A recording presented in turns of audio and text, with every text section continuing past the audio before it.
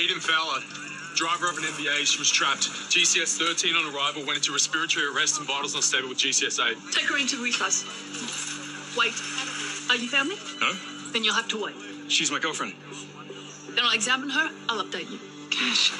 Hey, is she gonna be okay? No idea. What about, Felicity? Where is she? Flick's still trapped in the car. They're both lucky to be alive. Justin basically said the same thing. Where is he? He's waiting for Leah to get out of surgery. Why? Cash? Wait. Justin. Everyone okay? No. Justin, everyone is not okay, and that is on you. Sorry? Okay, Cash, you're upset. This is not... This accident was your fault! What are you talking about? The ute was on the other side of the road. They think the brakes failed. What? The brakes failed, and it was your job to get the ute roadworthy. I did. Okay, Cash, come on. My sister is trapped in the ute, Justin, and Eden is fighting for her life because of you. Okay, that is enough. It's enough. It's enough. We are Si and Sophie. This is Coastal News, a home and away podcast, your weekly episode companion podcast for your favourite Aussie soap. Oh, this week was lush, Sophie. It had everything, Didn't it? Exhausted. What were we saying earlier? Tane in a penguin suit. Tex. Even just the word and utterance of his existence still. Yeah. Beetroot juice cake. Yeah, horror cake. Crikey, we've had everything. Yeah. What a lush week. How are you? Are you okay? Yeah, I'm good, thank you. How are you doing? Not too bad, thank you. Not too bad. We were just talking off air, weren't we? Catching up, because I'm fresh back from my hollybobs this morning. Are we letting in on the secret? Yeah, the magic. Yeah, we can now. It's done. I didn't let anybody know last week. I was flying solo and doing all the tweeting and trying to run the show on my own. I was let loose. I was like, oh gosh, I hope I don't ruin this. Well, you did a fantastic job, and I'm sure everybody agrees. Thank you. So thank you very much. Well done. Insert clap track. Oh dear. I was like, what does Simon do? Every time I had to tweet something or like create something for Instagram, I was like, what would Simon do? And I was like, okay, I think he does like this on this day, that on that day. Oh yeah, but you're way better at the creating things for the old Instagram. Anyway, no. You are. No, I'm an old lady. You should see how long it takes me to do anything. Like 8 hours have gone and I've done one picture. Well, it's not gonna notice. Thanks so much for holding the fort.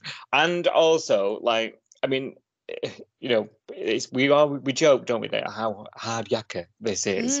But it's good fun at the same time. Yeah. But the sort of prep for me going away for a few weeks beforehand, we were recording like mad, editing like mad. So thank you so much for all that. Don't worry. Yeah, we had to watch ahead. So last week's podcast that went out last Saturday, we actually recorded that. Was it 2 weeks ago? 2 weeks previous, yeah. So it was all a bit. I mean, my poor mind. You were just texting me episode numbers. My poor mind couldn't cope with it. But we made it through. We did. Yeah, we did. We made it through. I'm back and I'm recording this podcast on about 3 hours sleep in a 48-hour period. So, you know, but I survived Disney. You did. How was your hollybobs? Did you have a good time? Did you go back? Yes. Yeah. Oh. No. But I said no last time. Not for a while. I'm still, you know, my feet ache. Yes, it's a lot of walking, isn't it? It's a lot of walking and a lot of queuing, as far as I remember. Yeah, exactly. Yeah, I mean, we're good at that, aren't we? We've been trained since birth to queue in this country, but I remember it being quite a long queuing experience. Yeah, and Florida has got, we were just talking about me, unseasonably warm weather at the minute. Gosh. It's weird because I think North America, like Canada and the northern states, they've got like mad ice, proper like bad weather. What? And the south's LA? like baking. LA's got like snow and hail Yes, and stuff. yes. I saw that on the TV. How I was mad! like, what? Someone I know that lives out there, they were putting it on Instagram, and there was like a picture of like mountains covered in snow and then like hail. And they were like, hail in LA? I was like, what? Yeah, Mad. the world's ending. It Yeah. is. You had like heat. They've had ice. Wow. Fire and ice. And I had a really, really bizarre. I'll share this. I forgot to tell you this before we started recording. Oh. We'll just let everyone in on this one. Had a really bizarre moment on the flight this morning or last God. night, whenever it was. I was on the flight. Yeah. The stewardess said to me, "Oh, have you flown Virgin before?" I was like, "Oh dear, years ago." Like, Yeah. what a strange question to ask. It's like, you look really familiar. What? All right. So, well, I flew out last week. You know, like, Yeah. you know. But other than that, it was like years back. Like, she was like, "Oh no, that won't be. You know, it was not that." Then she went, "Are you sure you're not on Corrie?" What? Yeah. How do you know if you're on Corrie? Well, yeah. Yeah. I don't know. Am I? Who did you think you were then? If I had no idea, but I was like, "Oh no, I'm definitely not on Corrie." I said, and if I was, it might, unless it's one of those things that, you know, I can't tell you. If I told you, I'd have to shoot her, kind of thing. I said, but I must have one of those faces, clearly. That's so funny. Do you know what? When I lived in Liverpool, I went to uni in Liverpool years ago. So this would have been like, I don't know, 2002, 2003. I can't remember. And I got stopped in the street in Liverpool and asked if I was Tracy Barlow on Corrie. And at the time, I was like, pure livid.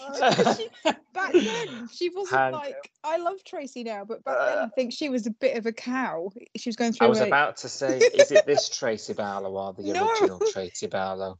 Oh no, it was the same lady, Kate, whatever her name is. I can't remember her name in real life. It was the same actress, but I'm about to call her new Tracy Barlow, but she's been Tracy Barlow for like three decades. Been Tracy for years, hasn't she? I'm sure it was the same one, but it was when Tracy, you know, when everyone hated Tracy because she was just an absolute cow. It was back then. And I was like so offended by it. I was like, I am not Tracy Barlow. Other than Corrie, we have actually watched Home and Away as well. We have, yeah.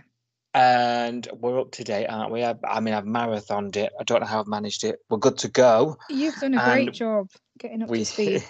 We said at the beginning of the ep, we've got it all this week. We really have had it all, and we're itching to get going. Do you want your headlines?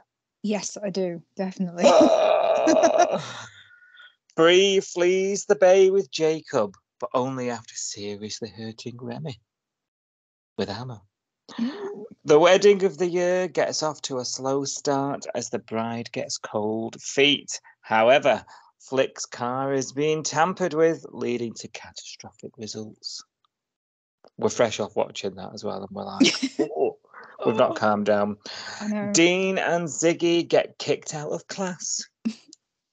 Rose and Stacey make amends, right? Please take the time to like, subscribe, and review Coastal News wherever you source your podcasts and ensure you never miss an episode.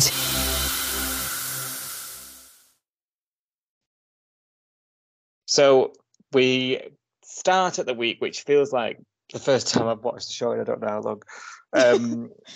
But it's just pretend this seamlessly follows on from last week's podcast episode. And we were at the motel where they wouldn't have noticed if you had said anything. I swear. I know, but then I couldn't share my anecdotal plane story. We're at the motel, aren't we? Dodgy motel. We're with Remi, Bree, and Jacob because Remi's just turned up after hearing Jacob's been ooting about town, basically wanting to know where his wifey is. And he didn't take him long to track her down in a new room. And Remi's gone in. There they all are. And cut now to this episode. He's managed to tie him up, which I thought was a bit ludicrous, actually, without any sort of... Like Remi just complied and just sat down and let him tie him up. You know, like there is no way you would have been able to control Remi No. into the seat. Why didn't he just right hook him? I don't know. Do you know what? This has been discussed on the hashtag this week as well. And a lot of people have said they don't understand why Remi didn't hit him or fight him or do anything really. And it just reminded me of, I don't know whether they've done it on purpose, because do you remember ages ago when he was trapped in that shed overnight with Ziggy? And when Dean tracked them down, he punched him in the face, didn't he? Do you remember? He kind of walked in and smacked him straight in the face. And later on in that episode, Eden said something to Dean. I can't remember exactly what it was, but basically she was saying Dean's a Neanderthal and Remi's a lover, not a fighter. She kind of compared them and said he wouldn't stoop to your level. He would never punch somebody.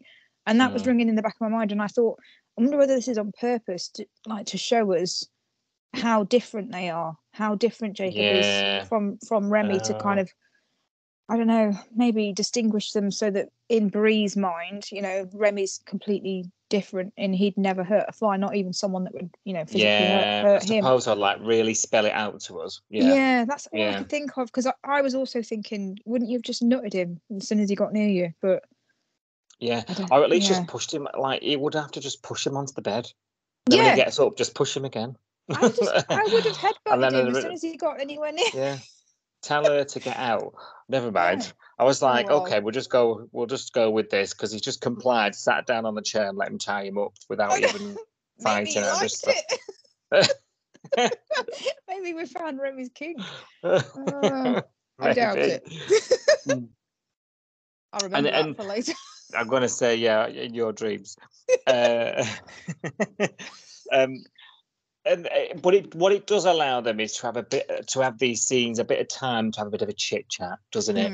You know, and Bree's packing all the stuff because he's like yelling at her to get packed because we're going, you know, and he's sort of saying, "Don't hurt her," and he's reacting to it, isn't he, Jacob? Yeah. Like that. She's not yours to defend. She's not yours to keep safe. She's mine, you know. Sort of looks at him. And he asks him point blank, "When did you decide it was okay to sleep with my wife?"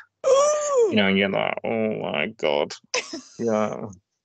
I know, I was cringing at this point when he replied. That's it.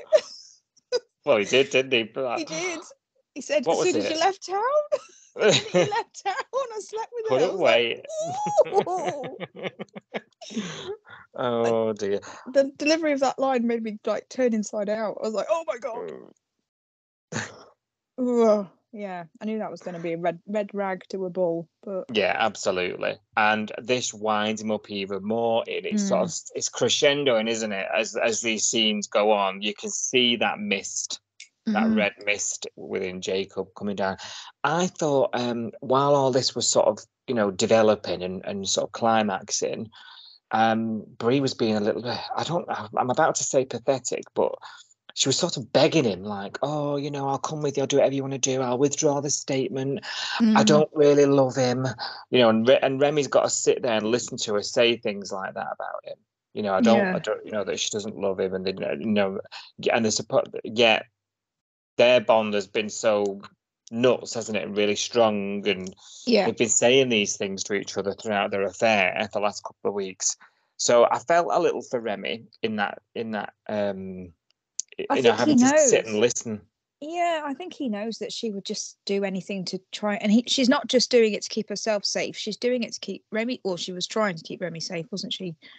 Yeah, but it's still not nice hearing it, is it? It's not, no, but yeah, I don't know what else she could do, really. Like, every time she tried to say anything back to him, like, he just punched the wall, didn't he, behind her? I nearly got dressed because he slammed the wall and went, "Get dressed," and I was like, "Okay." And then I was like, I'm already dressed. I'm going to say, well, you're not dressed at 6:30 p.m. I was, but I was just so like, okay, sorry. I'll do what you like. Oh, I am dressed, and you're not talking to me. It's fine. But yeah, I think he is quite a scary guy. I don't know. Because he has done it before. He has, you know, it's not a threat of physical violence. She knows it can happen. He's done it before, so yeah. And it goes the other way because Remi's probably thinking, I know what he's capable of. And if I poke the bear, you know, she's in for it type thing. Yeah. And it does snap though, doesn't he? And he grabs was it a hammer? It was, yeah. Where did that come from? Why did he have a hammer? Behind the In the cushion. hotel? I know. He must have brought it with him or something, because I was thinking that at the time. I was like, why would they have a hammer in a hotel room? Is it one of his work tools from the mines? Has he dragged it across the country? Possibly. Which is a very long way. Thanks, Marty. Very long. Oh yeah. Apologies for our terrible Australian geography. Embarrassing. Yeah. We got called out on Twitter. We know where Perth is now, though. So we've learned something. Like, every day's a school day. Yeah, but he brought his hammer with him. He did. Maybe. Yeah, he must have. And he's wrecked. He's basically given one, thumped him on the hand. He's wrecked his hand, hasn't he? Probably broken every bone. And he's writhing round in agony. And like you say, a cringe is probably the best word to describe it at this point. You're just thinking, oh, because Remi's sitting there, can't barely talk for the pain, and off she goes with him into the sunset. Oh yeah, but where are they? That's what. We haven't seen them since, have we? Not even a scene with just them. Nothing. So it's been. I was thinking about this. What, like you say, where are they? What happens next? What do you think is the next move for Jacob now? There's a warrant out for his arrest, isn't there? Because Kirby's been panicking because she's found out the blonde dude is her husband. Yeah. And has gone straight to the police on hearing Mac be, saying, you should be very worried if it was her husband, that you were talking to. It's gone straight to the police. So what do you reckon? Where we're going with this? What do you think? What's next? I don't know, because the fact that we haven't seen them, because sometimes when people go off, you might see them separately wherever they've run off to. You might see them in another hotel or in a car or something to tell us that they're still alive, because we don't even know if they're both still alive, both still together. It's very odd. I can't quite figure out where we're going with this. They've just literally disappeared off the face of the earth. So are they on the run? Have they hunkered down somewhere? Has she killed him? Has he killed her? I don't know. Oh God, do you think it's something like that? I don't know. You don't think she's just sort of going with him on the run and trying to keep him calm? You think something's happened? I don't know. Anything could have happened, couldn't it? Because we literally haven't seen them. So my mind's just going in overdrive. Where could they be? Are they hiding somewhere because he doesn't want to get caught? Are they on the road trying to get to, I don't know, another part of Australia that I probably don't know where it is? I just don't know. Or has there been an altercation? Like, has she tried to escape and he's killed her, or has he done something and she's incapacitated him? Have they had an accident? I don't know. My mind's just, because we haven't seen anything at all for a week now. Yeah, we've not really come back to them since, have we? The only thing we've seen from this storyline post what we're talking about is, Remi's in a real bad way and he's had to have surgery on his hand, hasn't he? And that's all we really know at the moment. He's really in a bad way and he can't play at the wedding, the impending wedding, which we'll come on to, obviously. But I'm just got visions of them out in the bush somewhere, toasting marshmallows, eating beans, and him coercing her into, controlling her, and her saying we need to go back, we're going to run out of money, or we can't do this forever, and trying to talk him down. Do you know what I mean? I would like to see some of that, to be fair, because I think the actors do it really well. Yes. So I would like to see some more of that. And I'm shocked that we haven't seen. I'm kind of surprised that we've heard nothing at all since they ran away. And they keep mentioning the fact that he's cleared out the bank account and took their life savings and all this. I don't know how much that would be. I mean, if you took my life savings, you'd probably go on the run for about a week and then you'd have to come home. So it's not going to get you very far. And did you notice he took that out of the bank as well whilst he had an AVO? Yes. So I don't know. I don't know whether that wouldn't flag. So I mean, you can't just walk into a bank here, can you, and just draw out all your savings. You'd have to get, like you say, depending on how much it is. Yeah, if it's You'd only a have to couple give of some grand, notice. it wouldn't be. If it was a couple of That- grand, you wouldn't bat an eyelid, would you? But if No. it's tens of thousands, it could be. I don't know. The Life bank aren't just going to savings. give that to you, are they? No, you normally have to draw it out, in stages or. Or make an appointment or something. Or... And if it's a joint bank account, you normally have to get consent to close it with the person that you've opened the account with, I would have thought. But I don't know. There's home and away, so We're thinking too much now, aren't we? yeah. But yeah, you're right. He's apparently walking around with a whole wad of cash and a hammer. So like, and he's already on the police radar. I mean, It can't be long. I don't know what is. It can't be long until we see them again, I'm sure. But No. I can't put the pieces together. Anything could have happened by now. I've got no idea. No. Have you It's a got- weird one. What do you want to No, happen?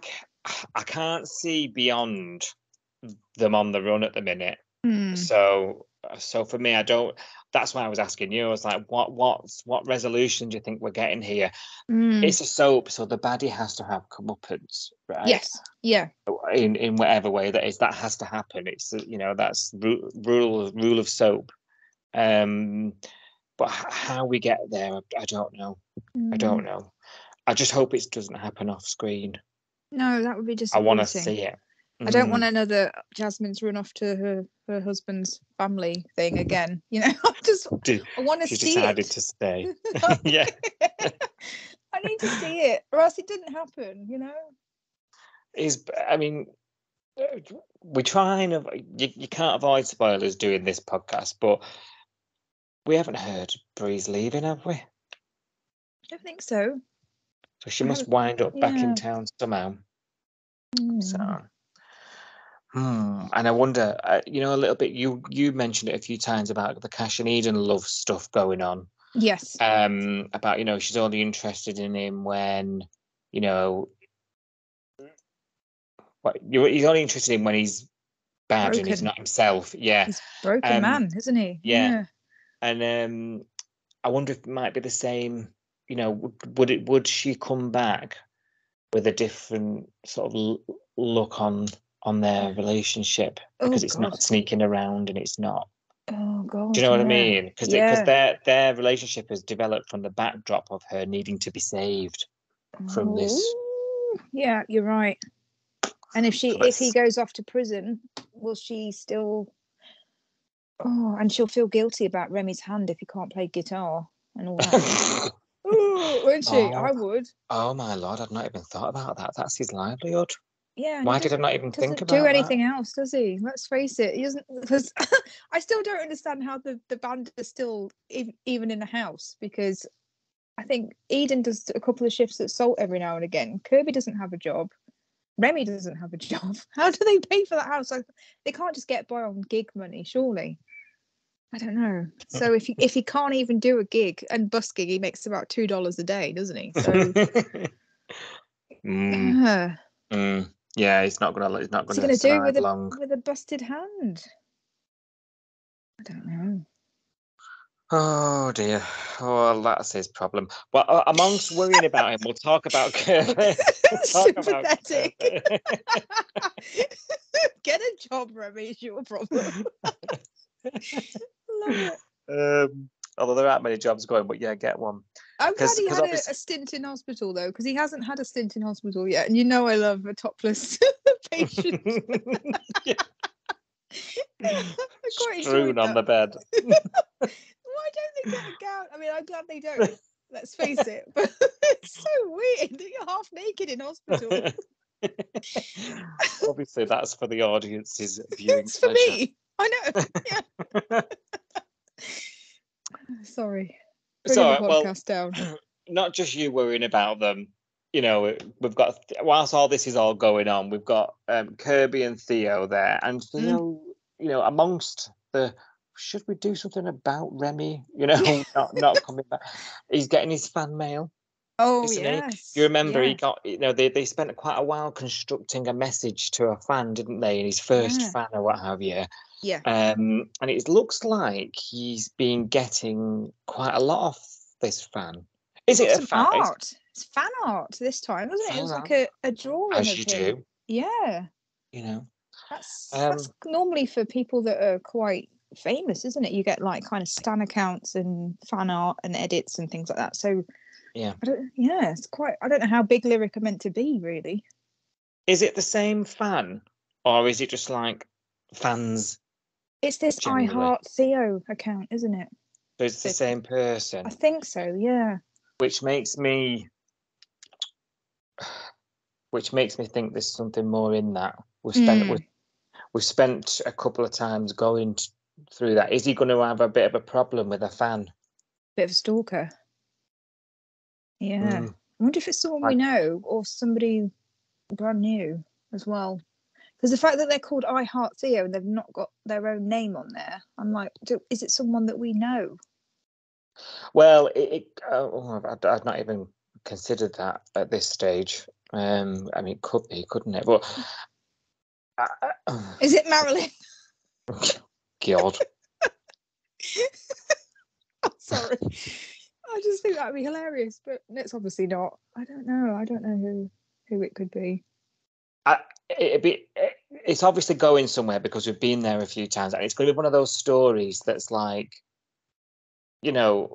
internet bad, preach, what issue based, Yes. this is what can happen. This is your effects of your words online, when you're getting a bit obsessive and things, and basically don't start podcasts. That's the message. Hey kids, keep in school and don't do drugs and don't start a podcast. Yeah, I don't know. I think it's probably teaching us that maybe his interaction with the fan is probably not a good idea, because Kirby was encouraging him to reply last week and he was like, what do you think I should? And she was like, yes.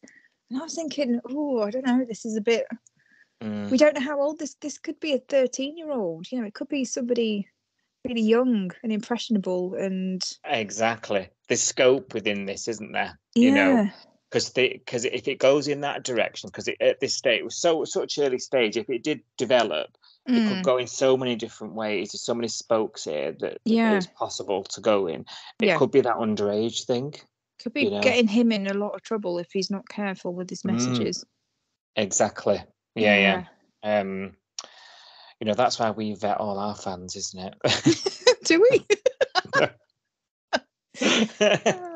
News to me. The vetting process is just really low. Oh, That's why it's news to you. No, I'm only kidding. We have lovely listeners, lovely fans. We do. We don't have a problem with any of our listeners. They're all good. Well, they're not sending messages like that to us, so maybe we're not made it like Theo has. That's true. Yeah, that's what it is. So that's one to watch, I'm thinking. One to watch for Theo there. One I was watching but didn't expect was the old amicable rekindling of some sort of friendship between Rose and Stacey there after their exercise class off. Yeah. But was it Client versus the Trainer or something? Yeah, which I completely wiped from my memory until they watched this episode. It was just a bunch of burpees and running around, wasn't it? Really, but yeah, but I'm glad. Do you know what? I was lying down and I was tired just watching it. But no, not for me. I'm allergic to exercise, but I don't know. I'm glad it's over.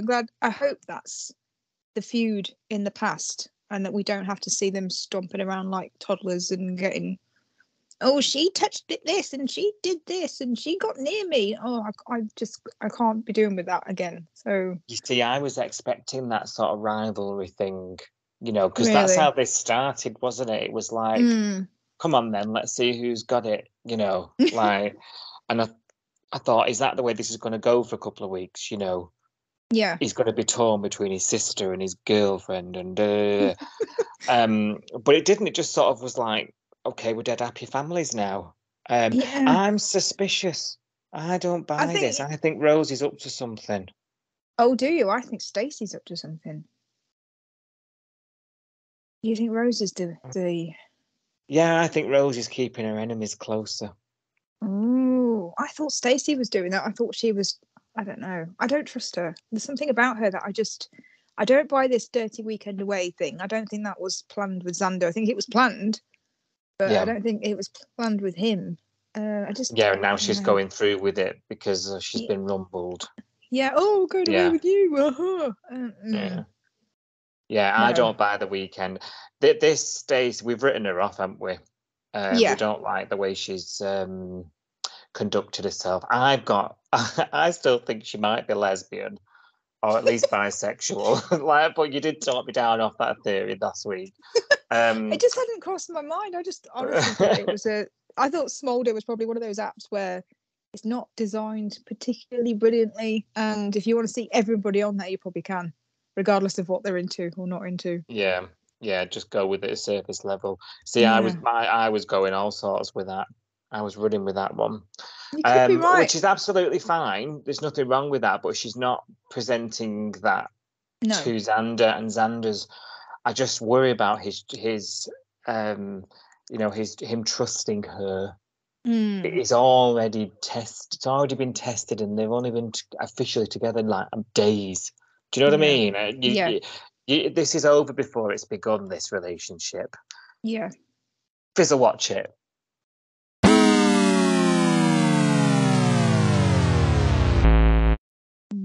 Yeah, I think we're gonna have to. I think it's definitely Fizzle watch. It's just not going anywhere in my eyes, and I think she was also sort of showing another side to her at work, wasn't she? You were talking about it last time, or it might be the week before, about her attitude when she was asked to work a bit later and cover a class for Tane or whatever. She's just something off about her, isn't there? Yeah, and she's going to have to pick up some more shifts now, isn't she, after the whole Parata diabolical wedding thing? So the wedding of the year. Wedding of the year. We'll have to see what happens with Stacey now that she's going to have to run the whole gym on her own for a bit. I think I'm developing a bit of a defence for poor Xander. I think I'm starting to feel a bit sorry for him. Yeah, he doesn't deserve this. I mean, he is a bit of a wet weekend, isn't he, sometimes? But he doesn't deserve to be played and lied to, which I think is probably what is happening. Yeah, absolutely. 100%. I don't know why I said that. You're jet lagged, aren't you? Yeah, I don't know how you're still awake, to be honest. I'd be like snoring by now. I know, but this is like going on the internet forever. Do you remember that joint hen and stag do? Oh, yes, I do. That was a good laugh. That's so gross. I couldn't even bring myself to talk about that when that episode, when we talked about the stendu. I couldn't even bring myself to talk about the shoeing because it just made me want to vomit. I don't do feet at all. Sorry, I'm having a flashback. I've got PTSD after tonight's episode. I think I'm feeling a bit odd. Yeah. With me both for different reasons then.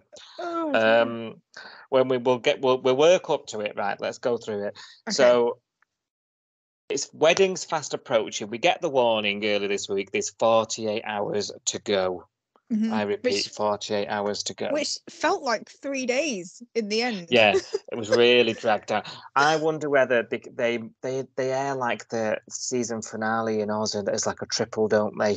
So okay. I didn't know it might have only been 2 days there, and then but the last one's like a bumper. 90-minute, whatever. We've had it split up, haven't we? So yeah. Yes, because the home and away time frame, the time of the storyline, it's really quick. We can do 2 or 3 days in an episode, and suddenly 1 day's 3 days. It just really slowed down the pace of the show, didn't it? Well, you won't have felt it as much as we have, because obviously you've done a bumper binge watch, haven't you, since you got back? But this week, I was getting so excited for this week. I was thinking, there's going to be the Remi and Jacob showdown. There's going to be the wedding and the fallout from that, whatever happens. And then it got to Thursday, and I was like, we still haven't seen Jacob and Bree. and nobody's got married yet. Like, where's the drama? I was kind of thinking, I was texting you, wasn't I? Yeah. I was sending you a message going, I'm still waiting for stuff to happen. Like, I was convinced that every night this week I was going to be on the edge of my seat, and I wasn't really until today. I must say I was secretly happy about it though, so I've not missed something too much. That's true. Proper FOMO if all that would kick it off while I wasn't here. So 48 hours to go. Leah's done the cake. She did mention she was doing the wedding cake, and needed a bit of decor, didn't it? Underwhelming. What did you make of the cake? I thought that was like the cake, and then I thought she was going to do something to it. You know, when she brought it out and it was just like the white cake, and it looked like it was. I don't know anything about cake apart from eating it, but the icing to me didn't look. It looked half finished. I thought you're going to have to put something else on that or decorate it, or I don't know. I was kind of sorry, Leah. She's going to kill me, and I hope she's not listening. But I was underwhelmed by the cake, and I actually thought it looked better with the beetroot juice over it. Leah did make it like some. Was it a real cake? It looked. Everyone was moving it way too easily. It was full of styrene, wasn't it?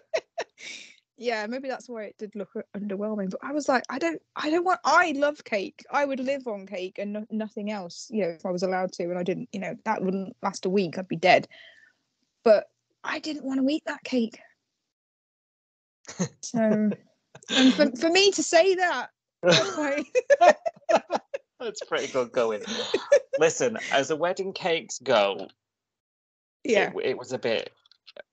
If it was my wedding cake, I'd be a bit upset. I'd be like, "Where's my little groom and there wasn't even bride? A groom and a You know, I thought, she needs to put some cascading flowers on it or something. To be fair to her, she did decorate. She jazzed it up a bit, didn't she? Put it back in the fridge. It was a couple of daisies or something. The beetroot juice did make it look 10 times better in my eyes. I'll be honest, I preferred it. Do you know I think what? they should have just slapped that all across it. when that happened, and it was you could see it all running down it, I thought she's going to be bad omen. That is Sophie. Yeah. There's been so much foreshadowing about this wedding. Didn't I say this to you a couple of weeks ago? There's loads of foreshadowing about this wedding not happening. And I said to you, I'm convinced it's not going to happen. Again, there's that. Tane and Flick. They jinxed themselves, didn't they? Because they saw each other the night before. They saw each other the night before. Yeah. What else has happened? There's been loads of sort of superstitious foreshadowing. He saw her in the dress, didn't he, to start with? He saw her trying on the dresses. The dresses got nicked, which is probably not a good thing either, really. He saw her the night before the wedding. They had the stag and hen do in the same place. Yeah. Family can't come. They've got a new job. Yeah. And they literally said when they met each other in the middle of the night, and he said something like, "Isn't this bad luck?" And she went, "Oh, you know, it doesn't matter. We can deal with bad luck." And I thought, right, there we go. You've jinxed it. Yeah. But I think there's been subtle. It's quite clever how they've done it. It's been subtle things for a couple of weeks now. Yeah. You know, basically telling us this is all bad news, you know. And the ute as well, because even though we know now what happened to the ute, recently when Cash went to see Justin and said, is the ute ready yet? And he goes, "Look, we've got a week. I'll do my best." And I was thinking, oh, rush job. This doesn't look good either. Which is obviously where people will go to as well, won't they? They'll jump to that conclusion. Well, that's true. We learn, you know, so the cake's being done, the ute's being done, the wedding's going ahead, isn't it? And even the day before the wedding, and this sort of continues what we're just saying, everything's falling apart. There's a problem with the suits. That's no sign. Yeah. There's the drinks haven't been paid for. The Nick has to clean the pool because no one's thought about doing that for a while. For years. There's so many things that are going, and it was really odd because Tane and Flick are just in the centre of it, just really zen about everything. You just wouldn't be on your wedding day, would you? You'd be absolutely. So again, there's that niggle in me that's a bit like, is she that even asked? Oh, and she was getting the vows wrong, wasn't she? Because she was repeating the vows, and Nico was saying, "Oh, that's not quite right," and she was like, "No, I'm going to say I want to get married to his shoe. I do like how they've done this. You know, there's all these little mistakes everywhere telling you that this wedding isn't the one. You know, it's not to be had.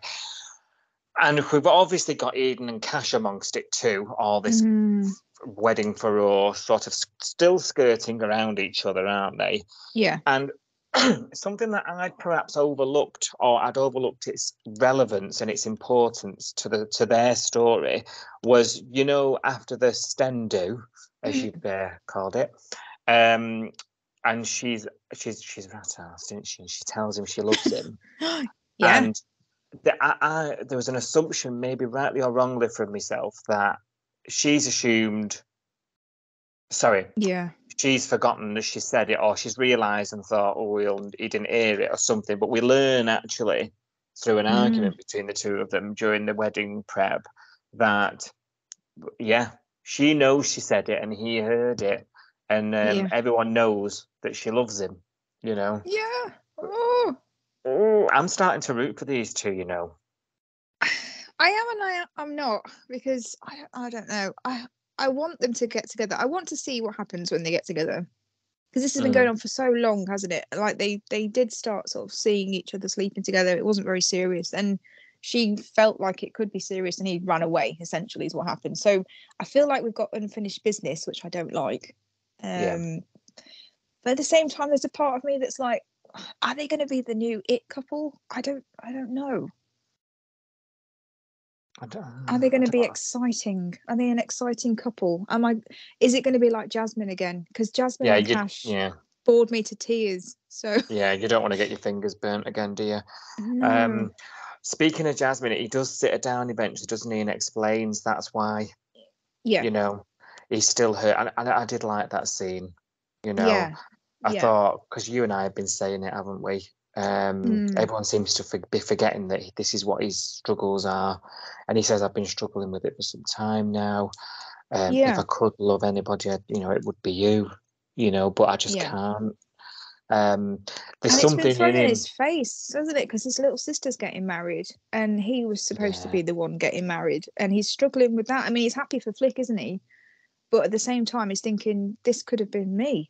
This should have been me. Yeah. It could have been me. You're right. Absolutely. It must be torture. Be torture. So I do feel for the poor guy, to be fair. And I think he's handled it quite well, considering how he was handling things at the beginning, when it first happened. I thought I did like drunk Cash.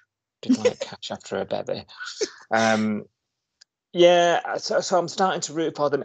There's something in him that's holding him back. Like, there's no other logical reason. Jasmine's ancient history now, the way she's treated him and everything.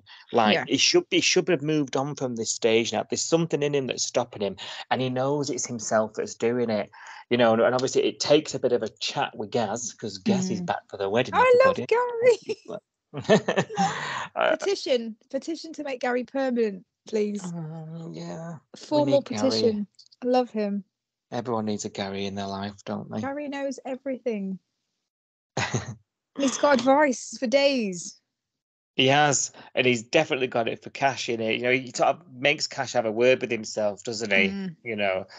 And he does the same with Flick. Has a bit of a chat with Flick, and so he's very wise. Very wise is Gary, and he has a bit of a sort of calming influence on the chaos. That's about the wedding. He's comes in and just sorts shit out. You know what I mean? Just with a few words. So he was a welcome addition to the wedding, I would say. So we get to the day. We've got Eden and Cash still unresolved, but Cash has, after talking with Gary, decided that he is going to stop dancing around the issue, and he's going to speak to Eden. But it's all a bit too late.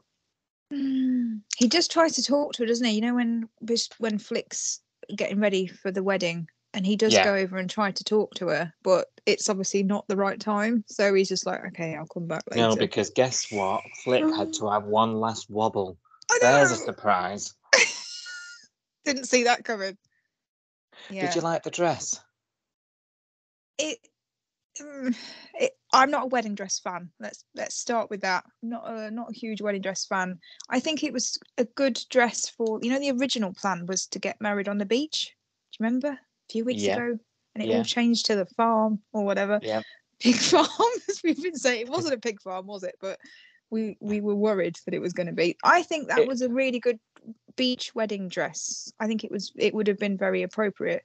Whether it's a farm wedding dress, whether I would have worn it, no. I don't know, but I think it was. I don't know. I think it was Flick. I don't think I would have seen Flick in a ball gown. Let's put it that way. Can you call it a dress? It was a skirt and was it a two-piece? Yeah, it's a two-piece, I guess. I know nothing about wedding dresses. I'll be honest, they're just not a thing that I'm interested in. So I wasn't going to love it if it was a ball gown or an A-line or whatever they call them. Anyway, but I think it was a bit, for me, neck curtainy. Can you say that? Yeah, I think she pulled it off, She and I think great. only she could. Yeah, she'd look great in a bin bag. Like, she's got a gorgeous figure, gorgeous face, lovely teeth and hair, and she's just stunning. So I think, Jackie, the actress, she would just look, in a bin bag, she'd look amazing, wouldn't she? Yeah, that's true. Absolutely true. Well, so dress number 3 was a two-piece. Lukewarm reception from Sophie here. I loved it. Did you like it? Oh, sorry, I feel really bad now, but I'm like, I'm not a dress fan. You're right. Did she select it when it was still the beach? Yes, she destination did. though, so there we go. Yeah, she didn't know it was farm dress until a few days later. So all a bit slapdash in it. These last-minute changes. Yeah, No time, that's also no time for that. the bad omen, isn't it? Really, the changes of plans. Well, like you say, that she's having this last wobble. Would we expect anything less at this stage? And Eden sends them all to, as Cash. I say sends them all. It's Cash and Gaz. They're there. They're all trying to make see sense that Tane is a lovely bloke. And you don't know how lucky you've got it. You need to go through with it. This is just you being you. Yada yada yada. And Eden sends them to the wedding without Cash having had chance to speak to her about how he loves her, etc. So it's going to have to be a conversation that waits till later. Eden then has to do her one last bridesmaid mission and get her to the blooming wedding. Manages to talk around, and they get in the ute and off they go. Now, the characters don't know this, but the audience saw previous to this, in the depth of the night before the wedding, somebody lurking in the shadows, tampering with the ute. Yeah. And they were on the phone to somebody, weren't they? Yeah. And it sounds like he's being instructed by our favourite bad guy, Tex. Tell Tex I'll do the job now. Yeah. Tex is in prison, isn't he? He's in jail, yeah. Yeah. After the banky sting. Yeah. So he's obviously still got connections on the outside. So not because we were saying, when they did the bikie sting, there were loads of them, weren't they?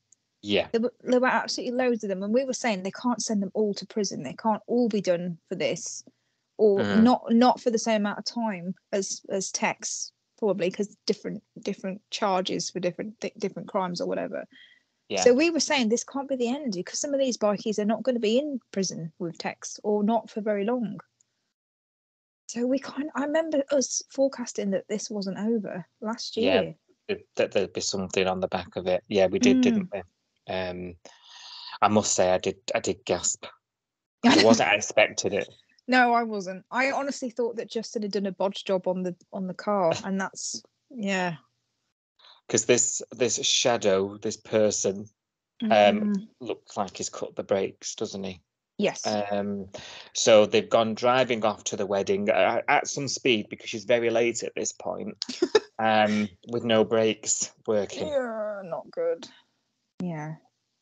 And oncoming traffic to them is Leah and Justin heading back to the diner to fix the beetroot juice cake while the wedding got off, and they can't stop. They've swerved this camper van or whatever it was, whatever it was in the road, Yeah. and then they've hit Justin and Leah head on. There's this almighty crash, which I don't think I took a breath.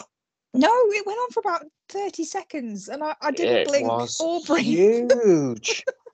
We need to try and put a clip up on the Yeah. Twitter this weekend, don't we? We'll have to find one. It was a huge. I mean, we've had a lot of car crashes. I know I complained to you about it. This one was a big one. It was big and it was shocking. And it seemed to go on forever. And every time the car rolled over again, I was like, oh my God, where are we going? Yeah, it felt like the car travelled about 2 miles in the air, didn't it? To me. Yeah. It must have been doing some speed Yeah. to get a smash that big. And then so let's with who we've got in the cars. We've got Eden and Felicity in one car heading towards the wedding. Coming away from the wedding was Justin and Leah, wasn't it? Mm. Yeah. The ute with Felicity and Eden has slammed into a petrol station. I mean, that's unlucky if it isn't. Of all places. I know. And they're literally So in the middle of nowhere, aren't they? Because when they're driving down the road, we get this aerial shot and it's just fields, isn't it? Yeah, but there's a petrol pump to slam into. Oh. And they're basically wedged in. They can't get out. The car's so badly damaged that they're stuck in the car. Eden's out cold now. I'm really nervous here now. Like, if Eden doesn't pull it through, it's the only bloody lyric that I like. Yeah, smashed hand and smashed head. Yeah, there's no band now, is there? I'm a bit worried about Eden here, where we're up to. You know, Yeah. she's Felicity is responding but can't move her legs. They're being cut out of the vehicle before we know it. Over in the other car, Justin's okay, but Leah's being impaled. Oh God, this did make me I got a bit emotional, I'll be honest with this, because Leah gets on my nerves at the best of times, but I do actually love Leah and I've loved Leah for years. So when to see Leah like this, I was in bits, I'll be honest, and watching Justin's reaction, you know, when he was like, baby, don't look, you know, just look at me. And she's like, yeah. I was in bits. I was like, I don't think I was about to cry. I'm terrible. But I couldn't look away. You know, awful. like, it was just a mad episode, wasn't it? Yeah. You know, like, and then obviously we're talking this huge mad car crash has happened. There's slammed into the petrol station. There's this risk of fire. And then we're straight into this recovery thing. And then there's, you know, the news gets to the wedding because obviously the wedding's just about to be called off because Tane thinks she's not turned up. Because let's face it, she's flakier than pastry when it comes to this marriage. So Tane's about to call the wedding off. And then they hear about it and then they all rush over there and then they're all like, don't go, don't lose your, blah, blah, blah. You know, where do I look? You know, it was insane, this episode. It was really like you say, the whole week was leading up to this and it felt like, come on, get there quicker. And then this episode's just gone so quickly and so much in the half an hour. I actually can't breathe anymore. Can't take it in. It's too much. It should have been spread out over 2 just to give me a chance to, you know, catch up, I think. Well, I think we're in for it Monday, aren't we? You know, it's going to spill over. Yeah. Eden does get cut out of the car, as does Leah's first out. To be fair, and she's first off to the hospital. Horrendous. When they were cutting, because she kept saying take it out, didn't she? And I thought, no, they can't do that because you'll bleed out immediately if they pull that out of you. And what they do is they cut it short enough and then take you off with it still stuck in, so that you go to hospital with it. But when they were sawing it and she was like in agony, I was like, I can't. I know, because imagine the vibration. Oh, I feel weak. I felt sick. I know it's not real, but my mind makes it real. Do you know what's good about home? They show us things like that. You don't often see that level of yeah. It's quite graphic really for 6:30. Yeah, and they're showing you all these ins and outs of the recovery.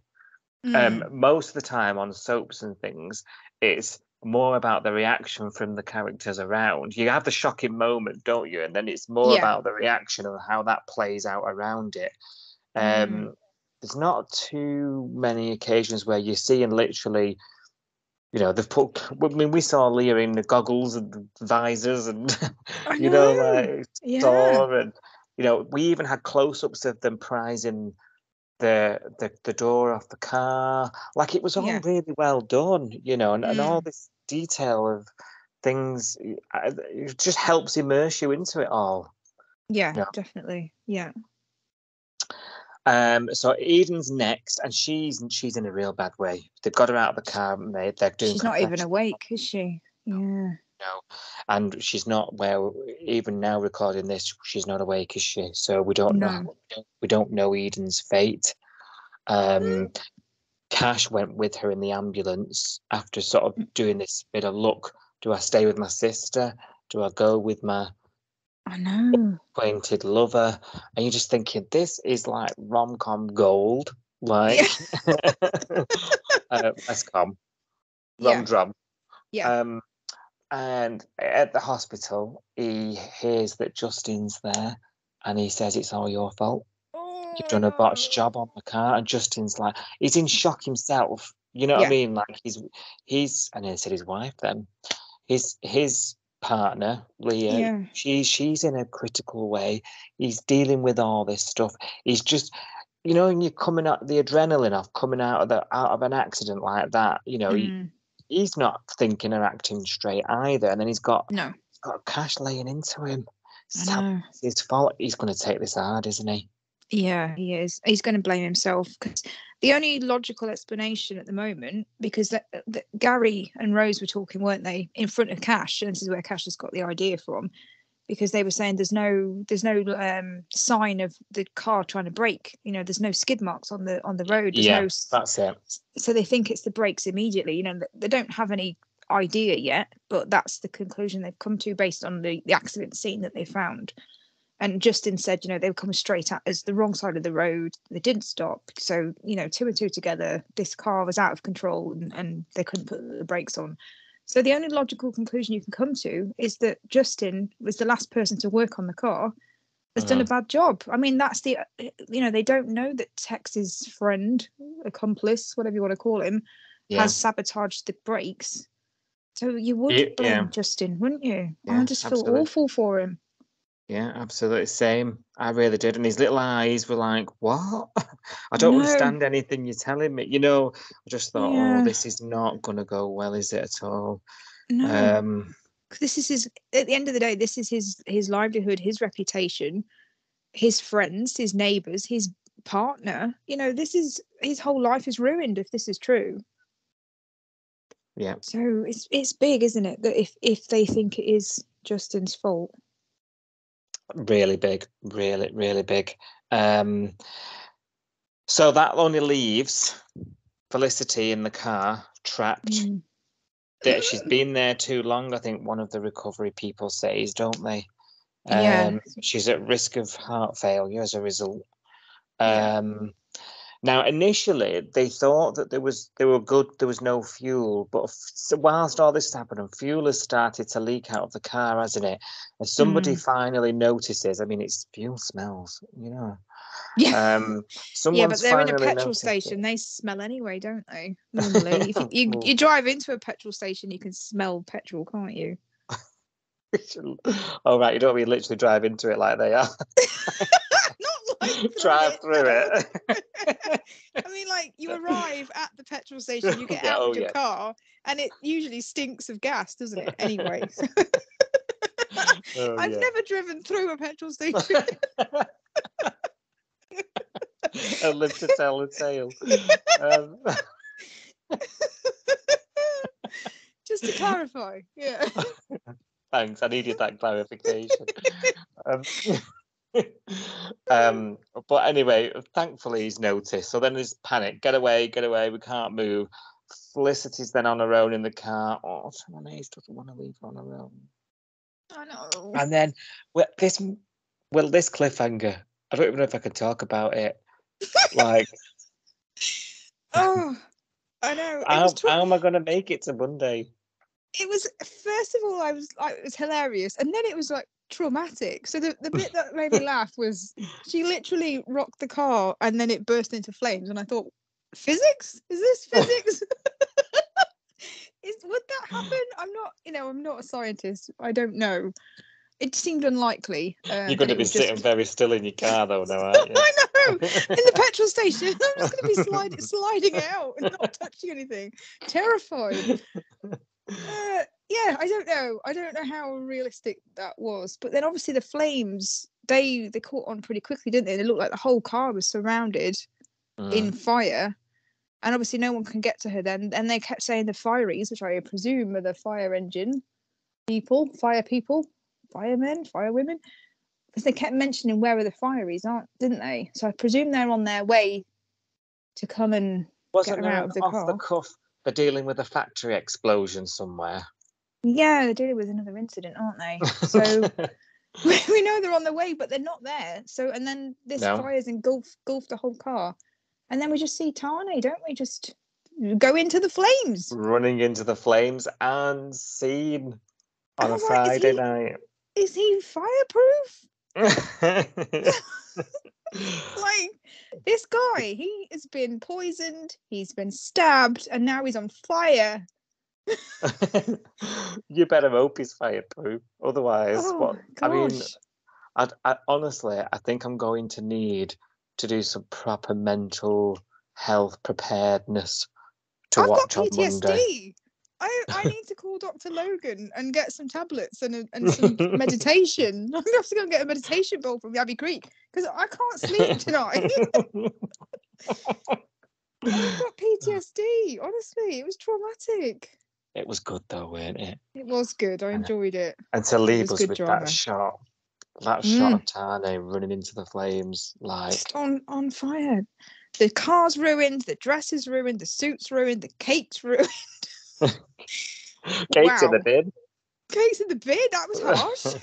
No, was like brutal. Mad Maz is back. Pass it on. She's PTSD triggered as well. We've all got PTSD, I swear. I don't feel normal after watching that tonight. Oh dear. Well, we've also, just to calm us down, we'll talk about Ziggy and their birthing class. So we needed this. This was the comedy relief, I think, in the kind of drama of the episodes of this week. We needed this, I think. I think I'm just jaded with it, though. I didn't find it that funny. Oh, yeah. No. So Ziggy wants to go to a birthing class. Dean doesn't. All the poor girl wants is him to rub her back and look interested. Breathe. Do you know what I mean? Breathe in. Breathe out. I do like though. He ends up in a room full of modern men. I know, Cave Dean. That's why I was laughing, because it was so Dean. And this was foreshadowed as well, because he was like, "Oh, I can't go because I've been kicked out of every class I've done." And I was thinking, "You're ridiculous. It's not that kind of, not like an essay. It's not like a test." And then he behaved like an absolute imbecile. So of course, phone ringing and all the rest of it. And then, but Ziggy soon slides into his groove, doesn't she? Yeah. They're getting in trouble. They're messing about. They're not taking it seriously. And I think it results in them, and I've written it down, because they're not being civil human beings. They've been ejected. Oh dear. Yeah. Do you know what? Twitter was all over this week, so I don't know whether you've had a chance to look at the hashtag tweets, but everybody was loving this because it was the kind of comedy relief that we needed. And there were a lot of people saying it was really nice to see them laughing and joking together, because obviously, we were talking about this last week in Your Say on the Bay, that we get wound up by them always arguing, not talking, not being very coupley, and comparing them to Tane and Flick, who were a very, very, very coupley couple, aren't they? Whereas Dean and Ziggy are not really. And it was kind of grating on us. And we were talking about that last week, and a few other people have been saying it on Twitter as well. But this week, there's a lot of people saying, really glad to see that side of them again, that they were laughing and joking and looking like they were having some fun, and it's a breath of fresh air. Okay, yeah, I can see that actually. You know, it's been a long time since they've been on the same page, so yeah, that was nice for them to be enjoying each other's company for once. That scene where they're in the lift being They just laughed. the poor woman on the other side. Yeah.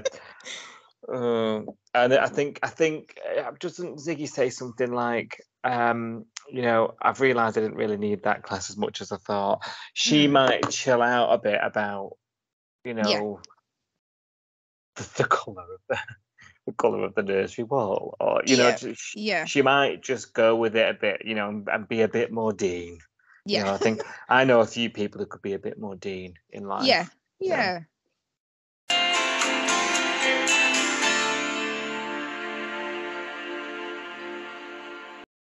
Right, so it's time for your say on the Bay. Are you ready? Yeah. So for anybody that's not sure what this segment is, you should be sure by now, because you should listen every week, and this is at the end of every episode. What we do is we have a look at the hashtag on Twitter, hashtag home and away, because we've got a Twitter account which is at Coastal News Pod, and we've got an Instagram account which is also at Coastal News Pod. And during the week when the episodes go out on 5-star, we tweet along with the episodes, and we talk to other people that are watching at the same time, and we have a look at what people are saying on the hashtag, and then we talk about some of the tweets that have caught our eye in this segment every week. So that's what we're going to look at. Now, just to fill you in on viewers, we have just watched the episode that has gone out at 6:30 on Friday night. So we've just seen the big old crash between the Ute and Justin's car on the way. And we're still shaking. We're still reeling from it, aren't we? But we're going to talk about people's reactions to that. So it's literally hot off the press, off of Twitter.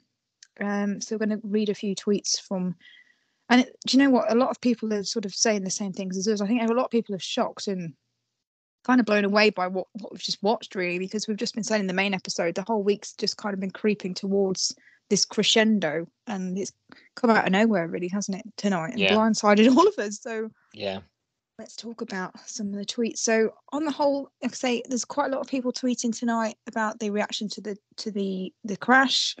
And a lot of shock and a lot of what on earth has happened, and you know, horror that you'd expect on the hashtag. But overall, it looks like it's been very well received, you know, because it was really well shot, really well done, I think. I don't know whether you agree, Si. Oh God, yeah, we've just been saying, haven't we? You know, as car crashes go, we have a lot of car crashes, right? We do. There's no secret. This one was a good one. I like the G Thomas one. And then throw in that old random petrol pump. Yeah. So first of all, we've got Dave Swatteridge. I hope I'm saying that right. Dave Swatteridge on Twitter.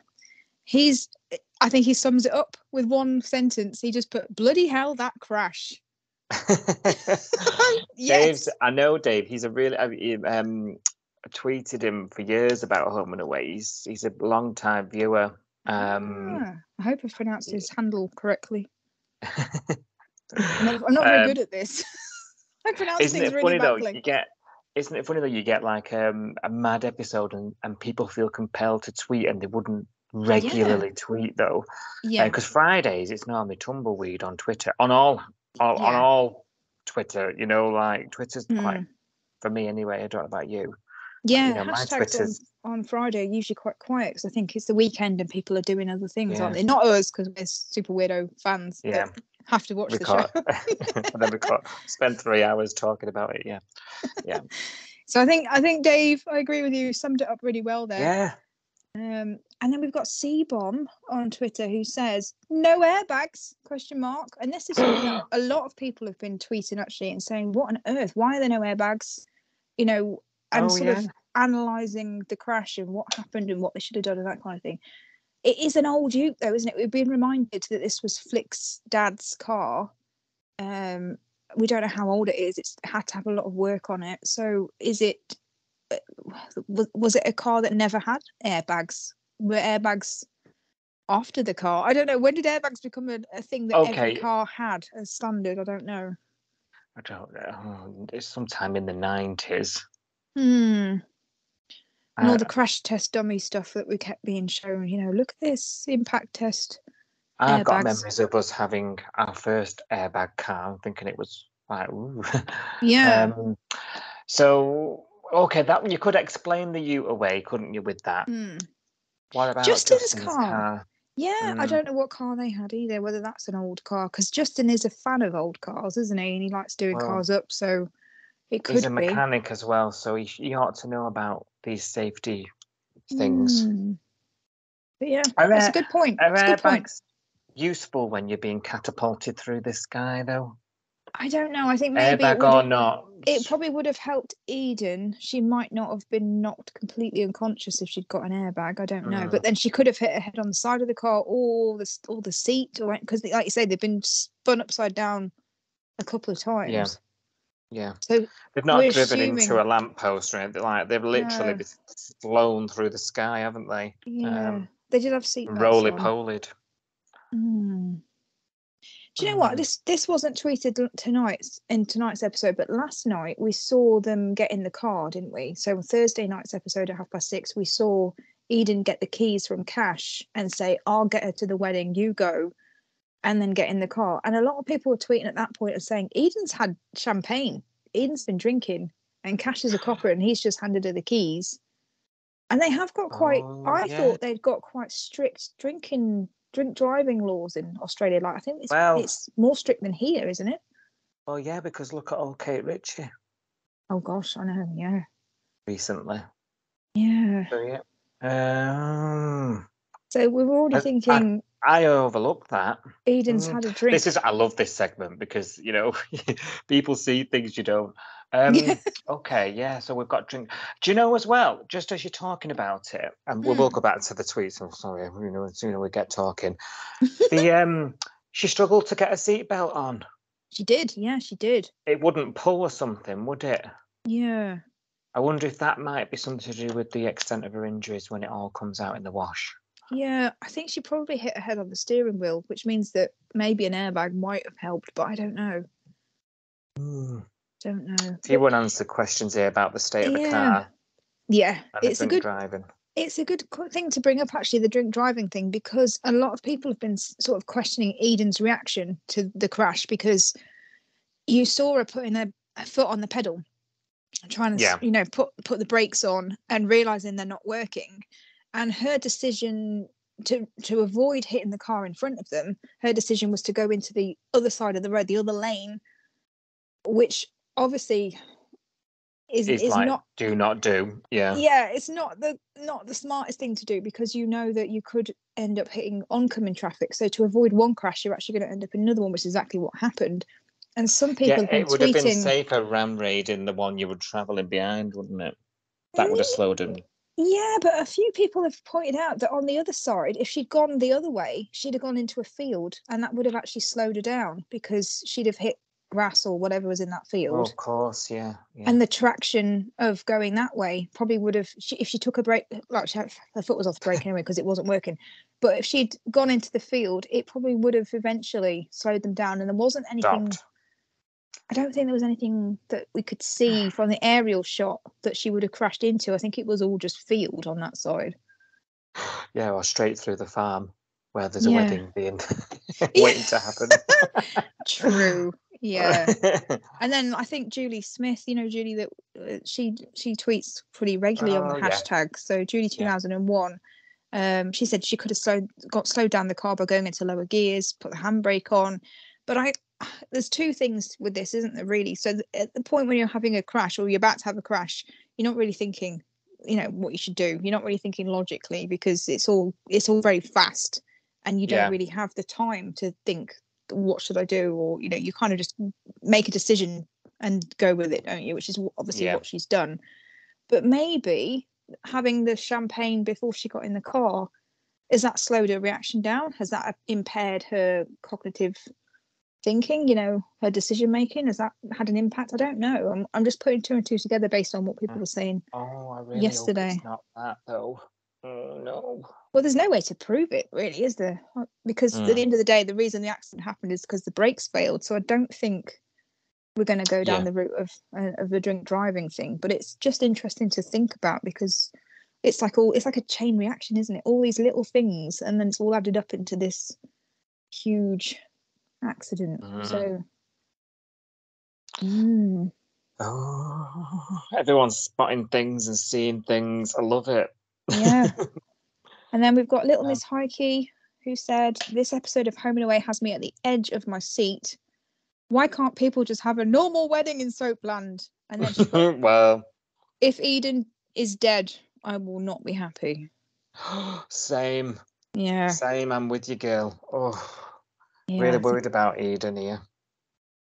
I think we all are. It's not looking good for her at all. The fact that she didn't even wake up, did she? In the back of the ambulance, completely unconscious the whole time. So... No, not even with the defib. I'm thinking here, just as we're talking, it's coming to my head, so I'm just going to say it. Kirby's taken the whole Remi broke his hand via Jacob's hammer quite badly, hasn't she? She was like quite worried about him. Yeah. Now, any minute now, she's going to have Eden through the door. I think it's going to be Remi. Imagine Remi, though. His best friend is now unconscious in hospital, has been in an accident. And his girlfriend, technically, is with a madman with a hammer. And his hand is broken. And he might not be able to play guitar again. Remi's going to have an absolute breakdown next week. This band's falling apart, innit? Many might be happy with that, but... yeah. You might be getting what you wanted, Twitter, with your end the band now tweets and somewhere in the sidelines behind a bush, Bob's smirking. Rubbing his hands together like Mr. Burns. Yeah. Oh, yeah. Yeah, let's have a look what else people are saying about the crash. We got...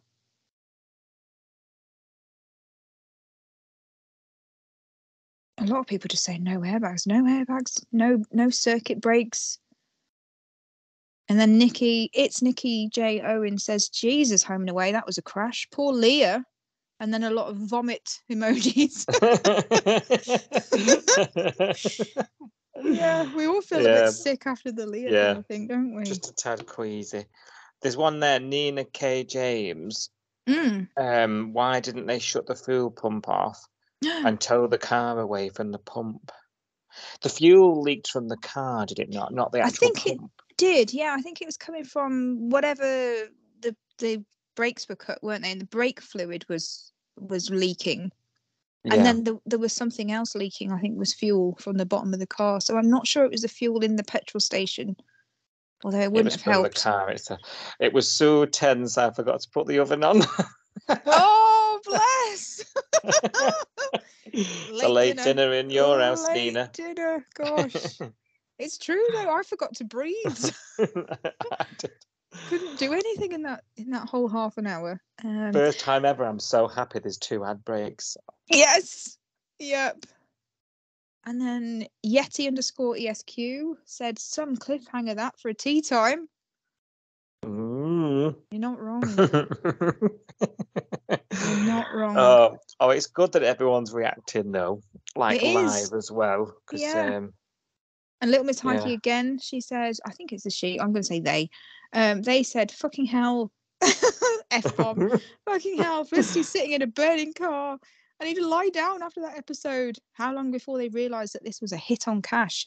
Yes, because in the hospital, when Cash was obviously having a go at Justin, that guy was back again, wasn't he, in the background and on the phone to somebody again and saying he wasn't in the car. He's absolutely fine, not a scratch on him. Plan B? Shady guy. Yeah, what's plan B? Oh, they're obviously after Cash.